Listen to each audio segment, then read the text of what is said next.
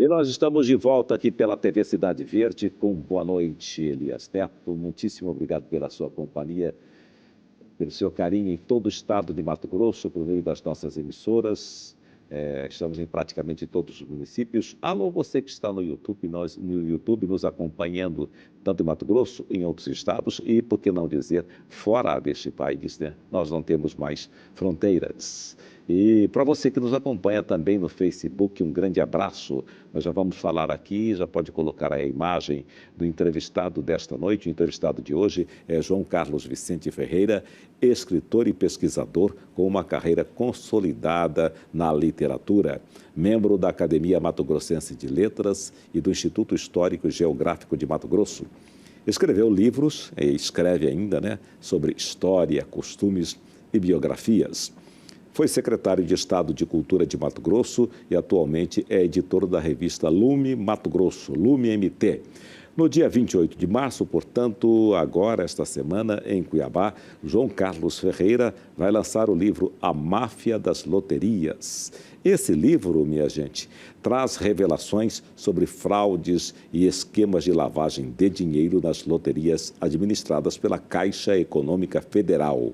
O evento vai contar com a presença do senador Álvaro Dias, do Paraná, que denunciou o esquema no ano de 2005. E, portanto, a gente diz agora, boa noite, João Carlos Vicente Ferreira.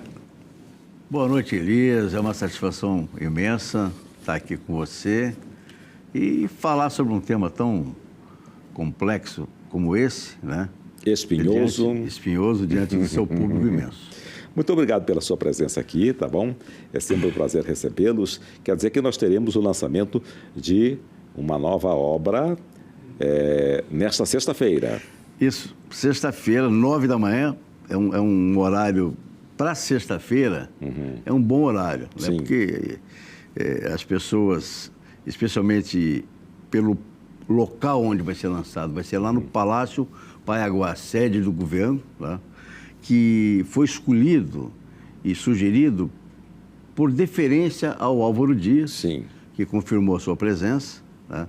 Ele já foi governador, senador de 4 mandatos, enfim, é um político muito querido pelo Brasil todo, e criou e presidiu essa CPI, que tem esse nome, Máfia das Loterias, iniciado no ano de 2004. Então, eu convido aqui já, inicialmente, todas as pessoas que quiserem saber bastante mesmo, vão lá, o livro vai estar mostrando todas essas nuances, enfim, tudo o que aconteceu lá, nesse período em que ele presidiu, e que também ele vai explanar, né? E vai ter muita coisa interessante, que ele tem sempre novidades sobre esse tema, porque isso está em evolução. Está em evolução, né? Como é que nasceu esse livro? Você esteve com ele? Exatamente. Num bate-papo? Como é que foi? Exato, foi isso.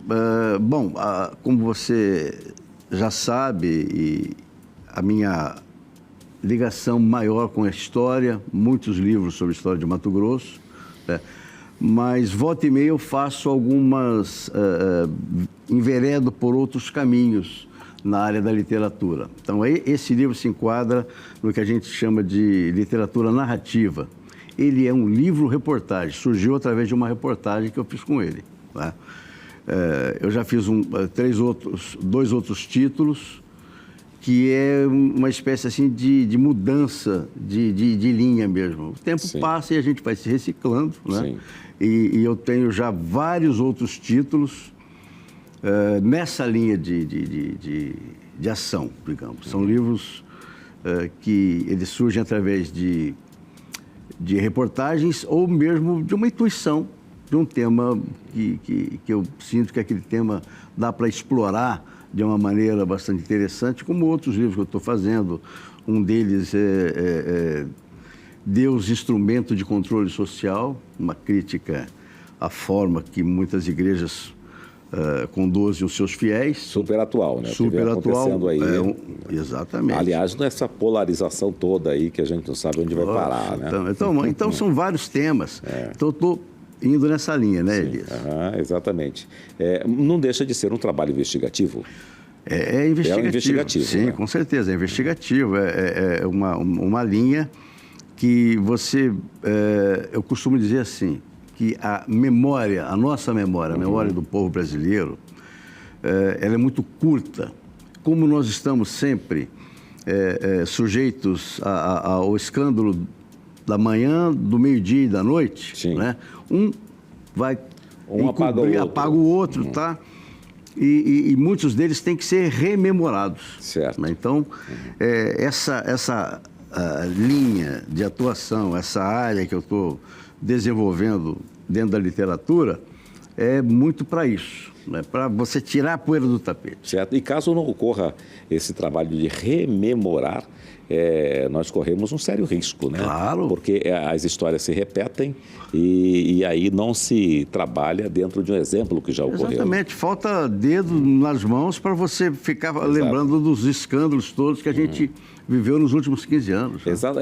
Você se lembra do João Alves, né? Acho Isso. que tem muito a ver, ele teria sido o líder dos anões do orçamento. Isso. E aí, porque foi antes desse escândalo aqui da máfia. Não, ele está aqui. Ele está aqui também. Ele é um capítulo. Ele é um capítulo. Sabe como é o nome do capítulo? Um homem de muita sorte. Exatamente.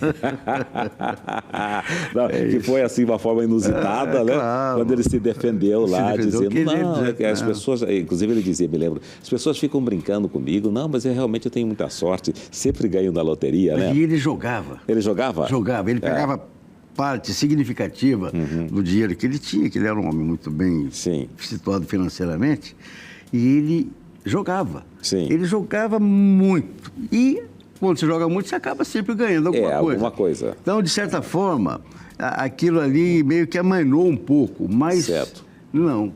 Na realidade, o grosso mesmo do ganho com os bilhetes premiados em alta escala é que faziam a maneira deles lavagem de dinheiro. Sim. Lavagem de dinheiro.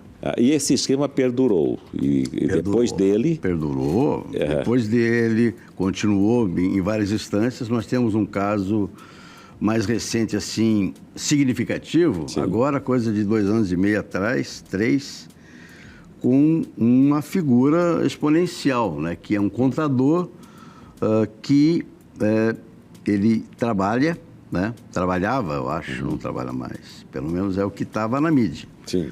Com o filho do atual presidente, o Lulinha. Sim. O Lulinha, filho do presidente Lula. Ele, o contador, ganhou centenas de vezes, Sim. a esposa dele, centenas de vezes. Né? Então, são casos recentes, ou seja, não parou. A máfia das loterias está... A máfia das loterias. Está todo né? vapor. Exatamente. Mas aí você foi a fundo para entender como que era esse esquema? Nós fomos escavando, não tão a fundo ainda. O livro tem 160 páginas. É difícil de você fazer com que... primeiro, a CPI ela não foi concluída. Os inquéritos, eles estão travados, estão numa sala escura. Entende? O senador Álvaro Dias reclama da falta de clareza, né, por parte tanto do Ministério Público como da Polícia Federal. Perguntas sem respostas para ele, que foi a pessoa que criou a CPI. Então, eu tenho os meus limites também nessa questão.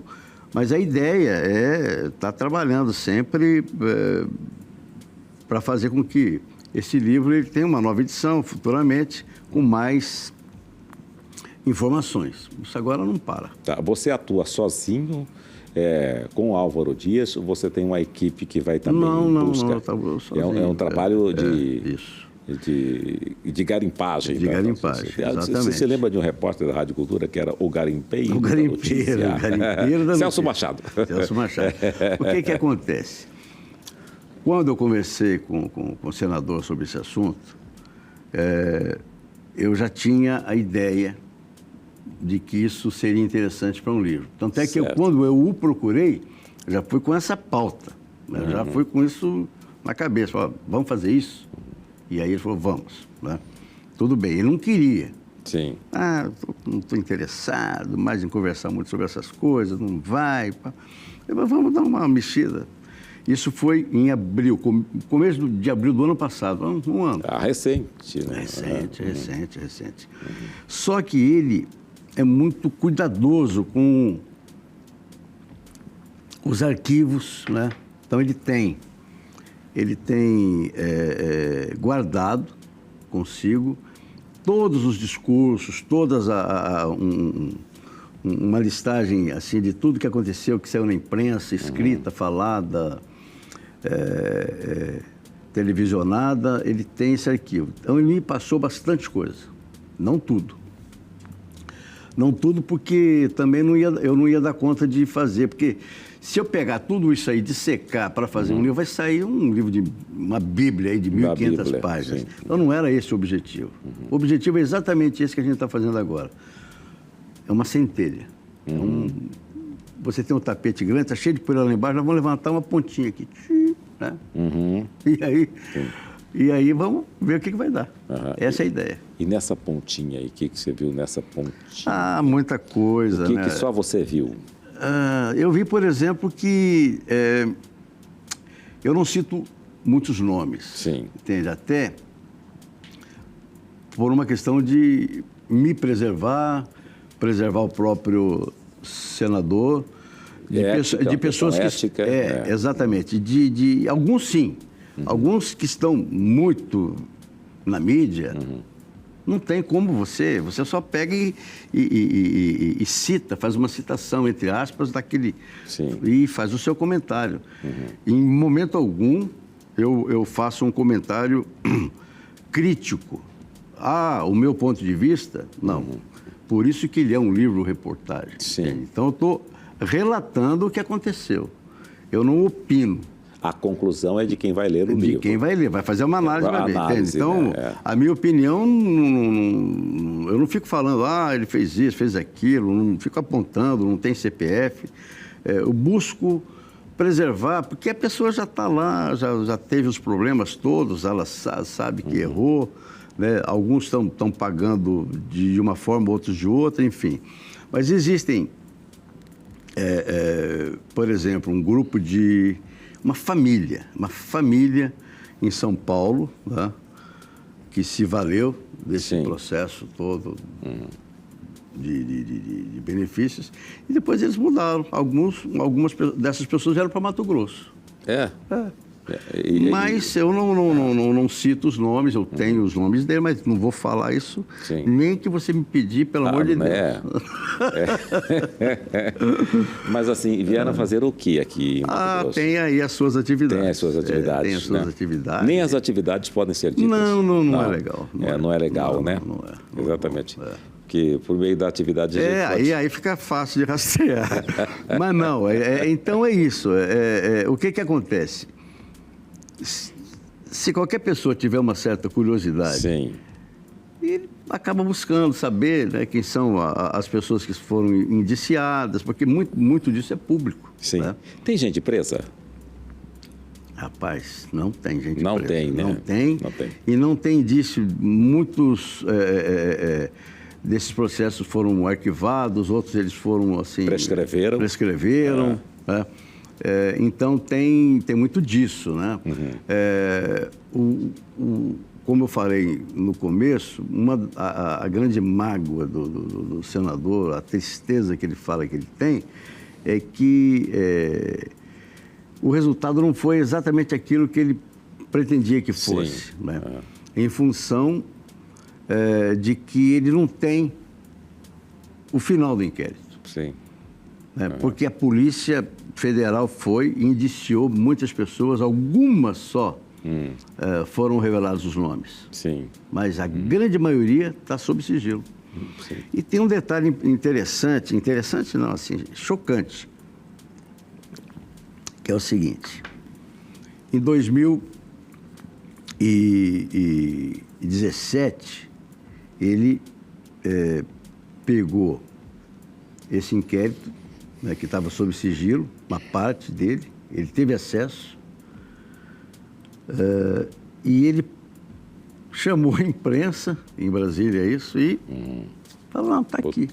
Abriu para a imprensa. Abriu para a imprensa. E aí? Aí deu um escândalo, aquilo, né, mas mesmo assim era parte só de todo o processo. E aí a Polícia Federal indiciou, o Ministério Público Federal indiciou. E ele foi condenado. Né? E aí ele falou, não, então estou aqui, me prendam. Eu quero ser preso, o Álvaro. Sim. Eu quero ser preso. Quero saber por que eu estou sendo preso. Falei, eu de denunciante passei a ser réu. Sim. Por quê? Então, aí depois voltou na estaca zero, então chegou nesse nível. Né? Então, e essas coisas ele vai contar com uma riqueza de detalhes nessa sexta-feira. Por isso que eu acho que é bacana as pessoas que queiram estar sabendo mais... Comparecer. Eu acho que vai ser um momento muito interessante, muito... um momento único, essa é a verdade. Está frente a frente com a testemunha. Essa aqui é a capa do capa do livro. Né? O livro não está pronto ainda. Aliás, ele está guardado num cofre lá, né? Não vamos mostrar antes. Não vai mostrar antes? Por que não mostrar antes? Não, porque aí não é legal. Nem para este amigo aqui? Não, eu gostaria, mas eu acho que ainda não é o momento. Mas, com certeza... Eu estou achando que você está desconfiando até dessa amizade. Quem que é esse rapaz que está vibrando aqui? Talvez você não sabe, né? Não, isso aí a gente fez uma arte. João Carlos Vicente Ferreira, A Máfia das Loterias, o segredo por trás dos grupos de pessoas e instituições que controlam as loterias e os jogos no Brasil, revelado pelo senador Álvaro Dias. Você se lembra da Lemate em Mato Grosso? Sim, Lemate. Teve algum problema ali? Não, a Lemate, ela não teve. Até onde eu sei, nada de especial. O que aconteceu com a Lemate? É que teve uma onda de loterias estaduais que deixaram de operar, mas a Lemate não foi extinta, ela existe até hoje. Ah, é? É. Eu achava que ela é um órgão que deve ter lá poucos funcionários, né? Porque sempre entra um governo e fala, vamos reativar a Lemate, vamos reativar a Lemate, né? E é uma loteria interessante. Vários estados têm loterias estaduais que funcionam, que vendem os bilhetes, enfim, que tem a sua... Tem a raspadinha do Estado, sabe? Pois você se lembra da raspadinha da Lemate? Me parece que ali teve um problema, né? Sempre tem uma coisinha ou outra, né? Mas não foi assim um escândalo, uma coisa tão grande como foi um processo desse. Imagino que não, imagino. Eu me lembro até do comercial da raspadinha da Lemate. Lembra desse comercial? Não. Era um rapaz que ele estava lá com a raspadinha, ele aparecia, aí saía pulando e gritando, eu ganhei. Sem dúvida nenhuma, não chega a esse ponto, né? Você falou que foi no começo do ano passado que você esteve com Álvaro Dias. Isso, em abril do ano passado. Em abril do ano passado. Nós estamos no começo agora de 2025. Sim. Você trabalhou em tempo recorde, né? Quantas horas você trabalhou por dia para esse livro aí? Não, eu tenho uma média de produção, entende? Na verdade, esse livro em setembro ele estava pronto. Já estava pronto. A ideia era nós lançarmos o livro no final do ano passado. Entende? Mas daí uma conjuntura, porque é difícil, né? Porque esse livro aqui também, ele não tem um patrocinador. Então, você vai virar lá do lado da capa, apoio, não tem. É uma edição do autor, com apoios de amigos, enfim, né? Importante, eu quero deixar aqui registrado, que a apresentação do livro é feito pelo acadêmico Allan Kardec Benítez, que é o secretário. Que é o ex-deputado, secretário. Exatamente. Ele é escritor. Exatamente. E ele tem uma trajetória bacana em livros voltados à área do esporte e que se apaixonou pelo tema, né? Então, a gente até pretende desenvolver alguns trabalhos em parceria. Perfeito. E isso tem uma importância grande. Então, esse livro é um livro... É o chamado livro do autor, entende? Então, ele é uma característica diferente dos livros que eu tenho, vários deles que foram financiados por uma lei, por um projeto, por uma situação ou outra, né? Isso tem uma diferença grande para o autor, especialmente. O financiamento, então, foi seu. Exatamente. Desse livro. Então... São quantos exemplares? Nós estamos fazendo tiragens pequenas, né? Sim. Essa primeira tiragem de 500 exemplares, a gente vai ver como é que vai ser. A expectativa cresceu muito. Eu já me arrependi de fazer apenas 500. 500, sim. Mesmo porque, Elias, eu quero dar uma informação interessante aqui. De 10 dias para cá, evoluiu para um segundo lançamento. Entendi. Em Campo Grande.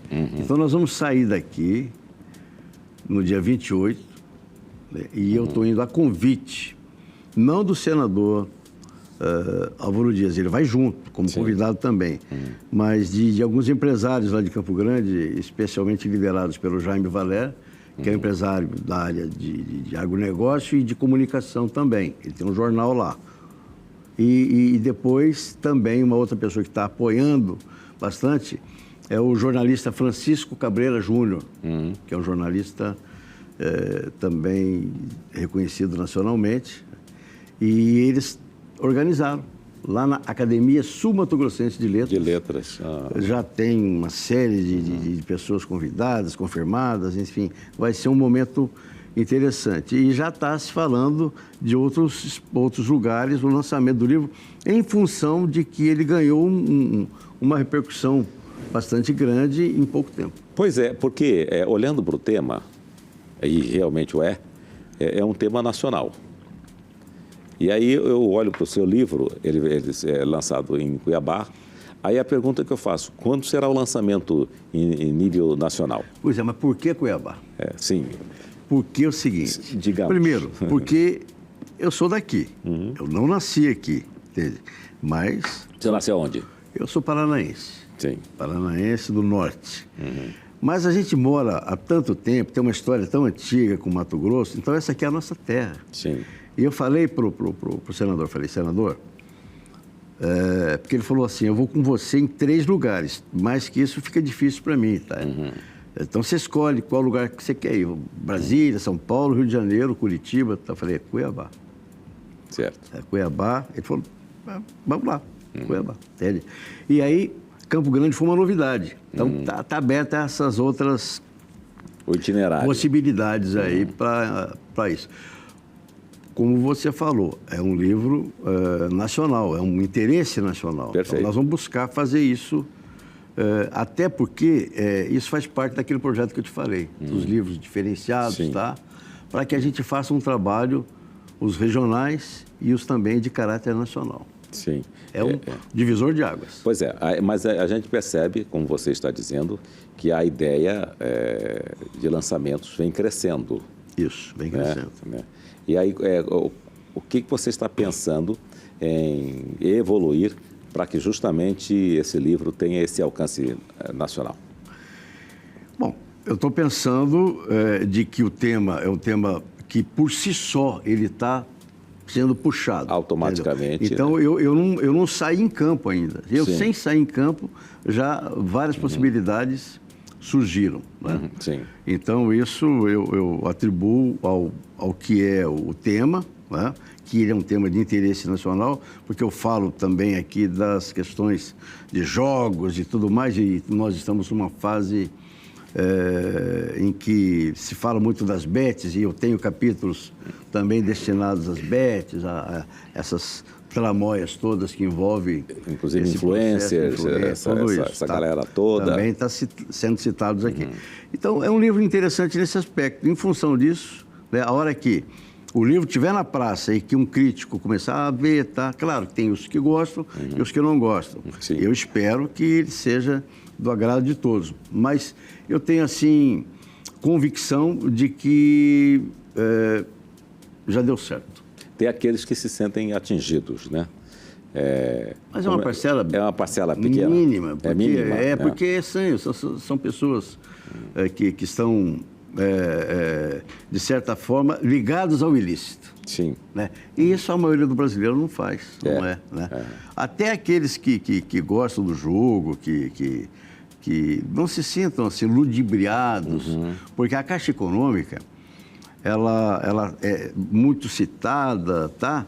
Mas ela é uma instituição séria, uma instituição que trata da vida dos brasileiros há mais de 150 anos, com bastante seriedade e dedicação. é a questão do ser humano. Sim. O problema não está nela, né? Não está nela, está em algumas pouquíssimas pessoas que estão ali dentro querendo ganhar dinheiro, querendo levar vantagem de alguma forma, com algum negócio. Sim. Um deles são os jogos. São os jogos. Você tem material para quantos outros livros? Dentro desse tema aqui, aqui, a gente pode dissecar ele em inúmeros outros volumes, né? Com certeza dá para você fazer uma série, entende? Uma série, muita coisa. Agora, a questão é ver a viabilidade econômica. Porque você tem um trabalho enorme para pesquisar, para escrever, depois vem aquela coisa da produção mesmo, né, em si, e por último a impressão dos livros. Por último não, o penúltimo. E depois a divulgação e venda. Exatamente. Né? Se a gente sentir que existe uma evolução nessa cadeia toda, vamos lá. Se não, tem que refrear. Porque vender livro é uma tarefa ingrata, é muito difícil. Sim. Então você veja como que é a vida de um escritor. Às vezes, Elias, eu me apresento como escritor de ofício. Por quê? É o meu ofício, eu faço isso há anos. Né? E, uma hora ou outra eu faço uma ou outra atividade correlata à questão da produção de livros, mas é difícil, e especialmente num país em que as pessoas não leem. Nós temos essa dificuldade, ninguém gosta de ler. Sim. Se já não gostavam de ler antes do advento das mídias sociais, agora piorou. Agora sim, agora Então agora piorou. Né? Então nós temos um desafio pela frente. Aliás, nós que eu digo, o país, os governos municipais, estaduais e a União, de criar formas de que as pessoas voltem a ler. Porque nós tivemos períodos no país que as pessoas liam muito. Sim. As pessoas eram mais bem informadas, né? A leitura ela tinha um espaço dentro da família, dentro da sociedade, nos negócios, as escolas. Havia um incentivo maior. Hoje não. Sim. Né? Você vê crianças que não leem, só vai ler alguma coisa porque elas são obrigadas àquilo. As letras horríveis dessas pessoas, alguns não sabem nem escrever e já são alfabetizadas, já estão se formando aí na universidade e um garrancho que ou seja, a escola está indo de mal a pior. O mundo nessa geração ele é visto pelo olho do celular. Pelo olho do celular. Isso tem suas vantagens, mas as desvantagens são inúmeras. Tem um filme infantil, eu acompanhei com os meus filhos, inclusive, acho que é Os Segredos de Nárnia. Você assistiu esse filme? Sim. Que a garotada entra num guarda-roupa e aí cai num mundo completamente de sonhos completamente diferentes, né? A impressão que se dá, que a geração Z, ela entrou para esse mundo, né? E perdeu a chave de volta. E perdeu a chave de volta, né? Aliás, inclusive mesmo facilitou, né? As novas tecnologias facilitam você chegar a um ponto que seja um ponto mais alto, porém está se baseando por um ponto muito baixo, né? Muito raso, né? E as pessoas leem somente, por exemplo, só as manchetes. Só as manchetes. E se julgam que elas acreditam que elas estão bem informadas, né? Teve um caso, uma reportagem ao meu respeito, em que a manchete estava totalmente equivocada.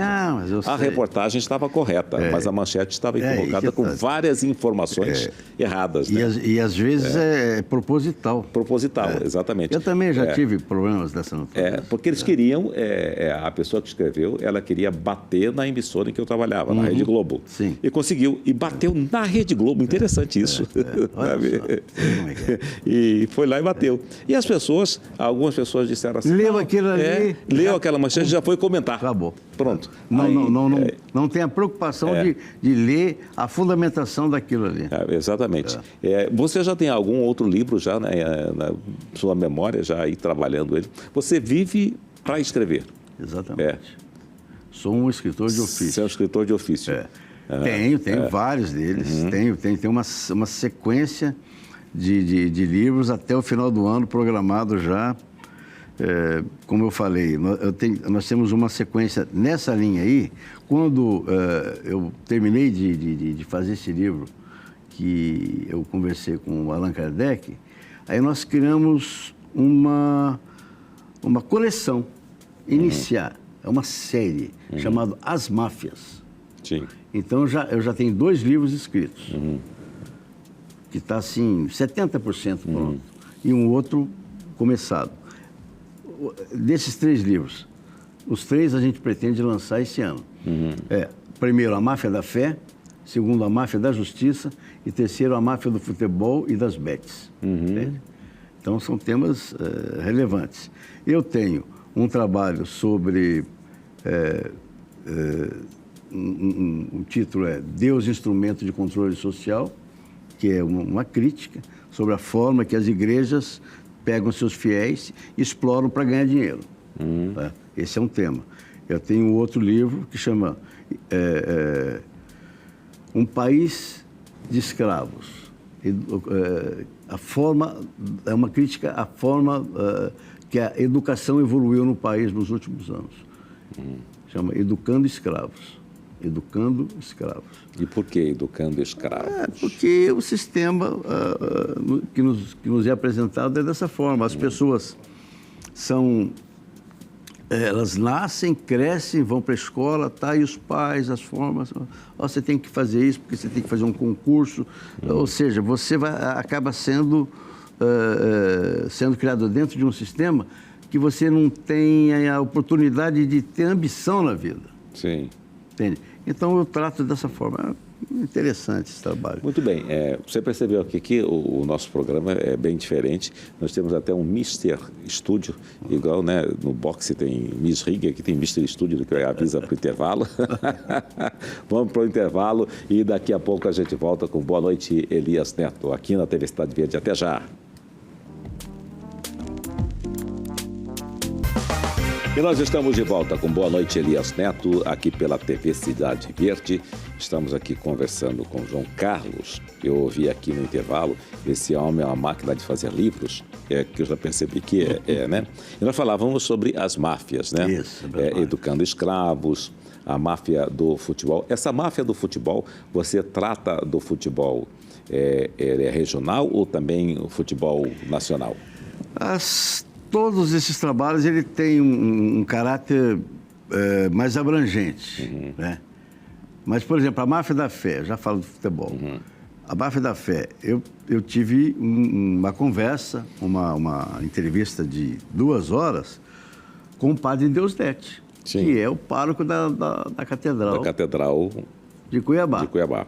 Ele é um homem sábio, uma pessoa que tem um conhecimento, sabe? E eu fiz perguntas para ele, assim, perguntas contundentes, né? Sobre o inferno. E aí? Existe o inferno? Não existe inferno. Não existe inferno? Não existe inferno. Antigamente, há 30, 40 anos, você não ouvia isso de um padre. Não, de jeito nenhum. Anos, não, existe o inferno, existe, meu filho. Exato. Como é que é a questão da homossexualidade, essa questão de todas essas críticas, né, que são destinadas à igreja, de pedofilia, de desvio de dinheiro, do Banco Ambrosiano, porque na década de 80 teve todo aquele escândalo, né, com mortes e com tudo aquilo. Ele respondeu todas as perguntas com muita coerência, foi direto, não desviou em momento algum, uma maravilha. Então, estou pegando esse material que ele me respondeu, né, e fazendo aquilo que eu acho, né? Por exemplo, a questão das incongruências da Bíblia. A Bíblia é cheia de problemas, de inverdades, né? De informações que foram ditas 300, 200 e tantos anos depois de que Jesus Cristo já tinha sido crucificado. Sim. Então, passou de geração a geração aquela informação. Como é que é isso, né? Tem uma questão do Velho Testamento. E essas questões todas a gente abordou. com bastante clareza, foi bem interessante, né? Então, é a partir disso. Então, nós temos uma base regional, mas com um caráter nacional e até internacional. Sem dúvida nenhuma. Então, sim, porque toda vez que eu faço um trabalho, eu gosto de trazer a história do começo. E o começo não é aqui exatamente tudo, mas pelo menos na história registrada de religião, ela vem lá do Oriente Médio, né, daquelas regiões, depois ele passa por Roma. E que geram tantos conflitos. Tantos conflitos, questão, até hoje. A gente discutiu bastante isso também. E aí, essa questão das bets. Sim, o Cuiabá teve um atleta que teve problemas e que foi banido do futebol. Então, nós vamos partir da regionalidade. Né? Então, eu já tenho um questionário, né? Eu vou buscar falar aí com a direção de futebol, já tem um contato, já uma solicitação de entrevista. Se conseguir falar com o presidente da federação, ótimo, ele é a pessoa correta para dar essas informações. Se não der, paciência. Aí nós temos outras alternativas. A da Justiça, eu já tenho contatos aqui também, pessoas que já se predispuseram a conversar, dentro do Tribunal de Justiça, do Ministério Público. Sim. São perguntas, assim, contundentes. Eu já estou com os livros meio que prontos. Sim. Essas entrevistas são para embasar e para regionalizar. Porque todo o trabalho que eu estou fazendo, nessa linha de literatura narrativa, investigativa, começar com essas questões. Esse do Álvaro foi diferente porque esse foi o começo. Eu não tinha ideia de que iria ocorrer esse desdobramento. Sim. Mas esse desdobramento se deu em função desse livro. Por isso foi a entrevista com ele e surgiu esse livro. Mas esses outros, eu quero estar sempre tendo alguma outra... sempre a ligação com alguém daqui de Mato Grosso. Tem um outro tema também interessante, que eu já dei alguns nomes, talvez eu acho que 3 nomes para o mesmo livro. Sim. Que é sobre a questão da saúde. Sim. Né? A indústria que vende a saúde e entrega a morte, né? Que é a indústria farmacêutica. Né? Então, vai se chamar vírus, não sei. Mas é um trabalho sobre a Covid, sobre várias questões. Covid, chikungunya, dengue, enfim, sabe? Zika, né? Né? Também vem lá dos tempos remotos. Esse título é A Máfia da Justiça. Né? Você se lembra do caso Leopoldino Marques do Amaral? Lembro, claro, com certeza. Estará nesse livro? Olha, muito provavelmente sim. Nós vamos, porque ele trata de venda de sentença, né? E inclusive recentemente tivemos outro episódio agora, recente, né? Exato. Então, essa questão da venda de sentença é o foco principal desse livro. Vai ser. Que o caso Leopoldino, que foi conhecido internacionalmente, sim. Né? Foi um escândalo. Foi um escândalo. A morte dele lá, Paraguai, lá em Concepción, no Paraguai, naquela estrada lá. E tudo começou que ele começou a denunciar, né? Isso. E aí ele aparece no Fantástico. Isso. Falando algo extremamente pesado sobre a justiça em Mato Grosso. Exato. E eu me lembro que a cobertura, acho que foi a confirmação da morte dele, foi acho que em 99, se não me falha a memória, e foi no dia 7 de setembro. Eu estava no plantão, e aí nós ficamos naquela loucura lá esperando mais informações para entrar com plantão. E entramos com esse plantão. E depois foram 18 dias de cobertura nacional com relação à questão Leopoldino Marques do Amaral, né? E até hoje, né? Você fala, as pessoas se arrepiam. Ainda tem muitas farpas ainda, né? Exatamente. Agora falando sobre a questão de financiamento, dos editais, você foi secretário de Cultura do Estado de Mato Grosso, né? Na época, você foi 4 anos, não foi no qual governo mesmo? Do Blairo Maggi. Do Blairo Maggi, né? Naquela época já existia a lei, era a Lei Hermes de Abreu? A Lei Hermes de Abreu. Foi criada no governo do Dante de Oliveira. Né? E quem implantou foi o secretário Jurandir Francisco. Jurandir Francisco, exatamente. Jornalista Jurandir Francisco. Exato. Jurandir Antônio Francisco. Jurandir Antônio Francisco. Isso. Foi um ótimo secretário. Perfeitamente. Ele me surpreendeu, porque eu achava que ele não conseguia nem falar.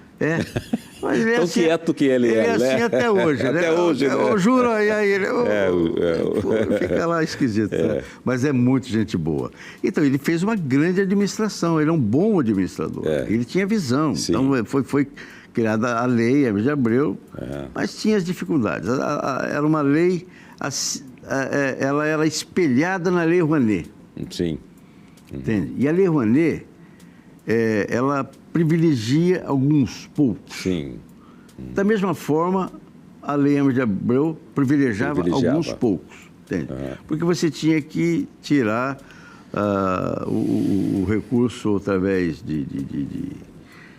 dos impostos estaduais, tá? E aí ficava complicado, né? Não eram todas as empresas. E naquela época, acho que era quem se beneficiava da lei que tinha que pegar o processo e pedir o patrocínio da empresa. Você tinha... Era sensível, né? Exatamente como a Lei Rouanet. Você tem o projeto aprovado. Tá aprovado o meu projeto. Solta foguete. Mas daí você tem que correr atrás da empresa. E tinha uma porção de situações que acontecia. E aí, um vício que tinha na Lei Rouanet veio para cá também. Que era aquela questão de que para que o produtor conseguisse o recurso almejado, ele tinha que passar por algumas circunstâncias constrangedoras. Tinha gente que queria uma parte do recurso. Sim. E aí, o que eu fiz? Enquanto secretário, falei, parou, nós vamos criar um fundo estadual de cultura. E foi criado esse fundo. E esse fundo, ele tinha o objetivo de... as pessoas faziam os seus projetos, passavam pelo conselho, os que eram aprovados já recebiam o dinheiro direto, não tinha um intermediário. O grande problema da Lei Hermes de Abreu era a intermediação. Sim. Entende? Sim. Os lobistas. Sim. Né? E aí veio a Lei de Incentivo à Cultura, que saía o edital e você entrava lá. Eu, inclusive, editei um livro. Exatamente. Por meio dessa lei. Então, era uma coisa... Então, aí você já pegava o dinheiro direto, não tinha que dar nada para ninguém, você só pegava aquilo, pegava a tua nota, vai para uma conta... Você não mexe nela. Não mexe, aí você faz a tua prestação de contas depois. Olha, gastou tanto com gráfica, tanto para diagramação, para isso, para aquilo e pronto. Né? E você sabe, quando eu consegui... teve um sujeito que denunciou, dizendo que não, estão aí beneficiando pessoas, porque tinha alguns jornalistas ali, né? Mas sempre tem. É uma coisa chata, né? Não, mas isso aí são os mal-amados. Os mal-amados, são as pessoas que são permanentemente insatisfeitos com a vida, não tem jeito. Isso vai ter sempre... Agora, é triste, viu? Que eu estava em casa e, de repente, chegou alguém, um oficial de justiça, e me intimou. Eu tive que ir na delegacia para responder lá, dizer o que era, essa coisa. É um absurdo, né? Não. Aí foi legal, conversei com o delegado tira foto comigo, entendeu? Mas, assim, e vai ver que não tem nada a ver. Não tinha absolutamente nada a ver essa história, entendeu? Geralmente é isso. Nada a ver. Nada a ver. Isso teve muito. Sim. Entende? Você foi... Onde é que você estava lá, você fez teu livro, tudo certinho, prestou contas. Né? Eu fui vítima de muitas denúncias. Sim. Eu, enquanto secretário, fui vítima de muitas denúncias. Mas nunca tive nada provado que tivesse tido um problema ou outro. E depois eu fui saber que grande parte disso eram de pessoas próximas, funcionários, pessoas que tinham interesses e que não tinham, às vezes, os seus projetos aprovados, né? Sim. Por um lobby ou outro que faziam. E isso aconteceu. Perfeitamente. Lamentável. Agora, eu estive semana passada com um grupo de trabalhadores da cultura e eles diziam o seguinte, eles reclamam da dificuldade que é para conseguir acessar por meio da lei, da burocracia, a forma de preencher e tudo isso, né? Isso é necessário? Essa burocracia é necessária? Olha, eu sou pela pela simplicidade de você fazer com que o artista ele tenha facilidade de fazer o seu projeto, né? De executar, mas ele tem que ser orientado, porque tem que fazer a prestação de contas. Isso é fundamental. Né? Mas, infelizmente, a burocracia existe, entende? E é difícil você pegar, você não pode pegar simplesmente, toma aqui 10, 100 mil, 200 mil reais, ó, faz o seu projeto. Porque, às vezes, se não for muito burocrático, ele pode não usar o dinheiro para aquele fim específico. Facilita a corrupção, né? Facilita, né? Aí ele se vê... Então, tem todas aquelas rubricas, ó, esse aqui tem que ser para isso, esse então tem que ter nota fiscal, um comprovante, uma coisa assim.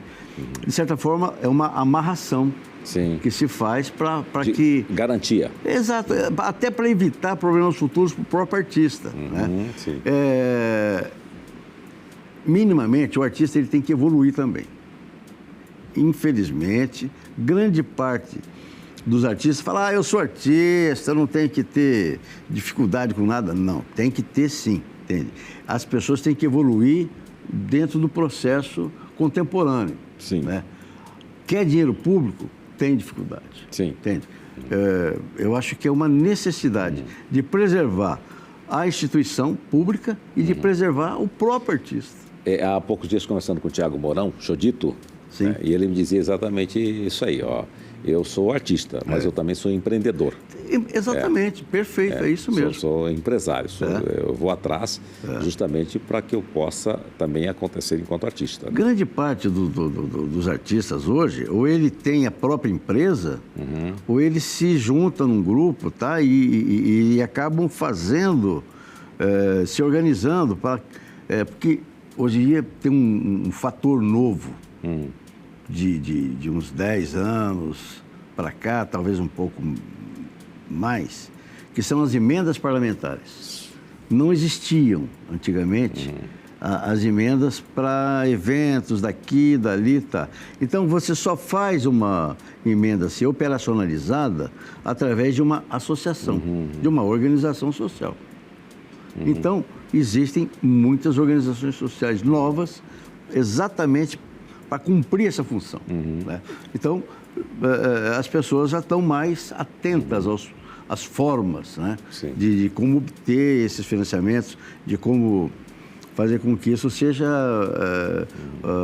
os produtos que eles querem desenvolver serem feitos através dessas associações. Há uma proposta correndo lá em Brasília para a redução do orçamento para a cultura no país? Recentemente, sim. Houve um corte. Sim. Esse corte é uma informação que eu não tenho detalhes, mas eu sei que houve um corte em uma das leis, uma lei muito importante, que foi a lei Aldir Blanc, né? Aldir Blanc. E agora que houve um corte... 80%. Exatamente. E os organismos estaduais do país todo estão se organizando para contrapor, enfim, para não perder dinheiro, né? Porque é muito difícil, né? Você atuar no mercado e você querer fazer alguma coisa e querer sobreviver da sua arte. Sim. É difícil, é complicado. Pouquíssimas pessoas conseguem, entende?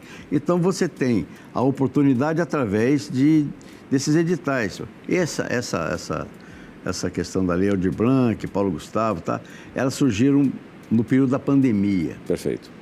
Que foi uma forma de cobrir um pouco aquele déficit, as pessoas não podiam sair, não tinham como fazer shows, nada. Então, isso foi muito positivo na época. Dinheiro nacional. Dinheiro nacional. Né? Veio, cumpriu a sua missão, fez com que isso fomentasse, né?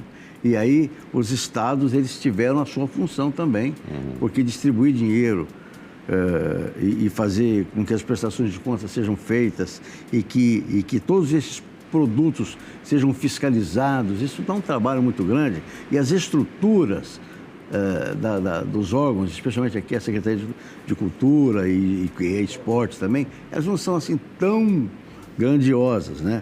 mas elas atendem. É isso, de certa forma. Muito bem.